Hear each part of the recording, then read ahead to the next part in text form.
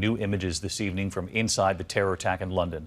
A clearer portrait of what happened there. People running for their lives, 3 attackers using that van to plow into pedestrians and then jumping out of the van armed with knives. And this new surveillance video tonight showing a restaurant manager holding the door there on the left as the attackers are pushing from the outside, armed with their knives, trying to get inside. ABC's chief foreign correspondent Terry Moran from London tonight. Tonight, newly released security camera video reveals the traumatic moments of terror up close. Watch as this restaurant manager hustles people inside. He and patrons barricade the door, close the front windows. One woman peering out sees the attackers, turns and runs. The manager lets more people in and then watch. You can see the attackers approach, trying to enter. A terrifying tug-of-war begins as the manager guards the doorway and forces the door shut just as one of the machete-wielding attackers tries to get inside. A second angle shows the manager holding the door as the attacker pushes. Patrons eventually peeking outside to see if all is clear. And this. Police is shooting. I'm trying to keep myself safe. Photographer Gabriele Sciotto caught outside on the street as police open fire on the attackers. Other officers move in, people fleeing the scene. Those moments coming during the 18 minutes of terror that seemed an eternity. At 9:58 p.m., the attack begins. That white van runs off the road on London Bridge, starts ramming pedestrians.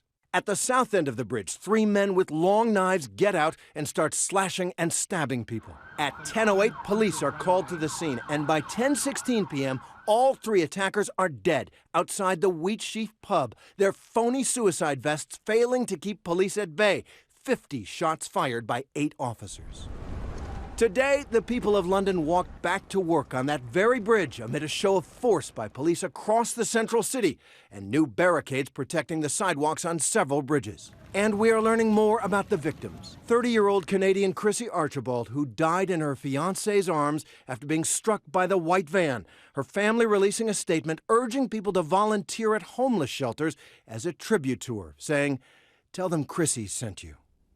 London mourned them all tonight at a vigil in Potter's Field. Mayor Sadiq Khan, the first Muslim elected to the office, hurling defiance at the terrorists. As a proud and patriotic British Muslim, I say this: you do not commit these disgusting acts in my name.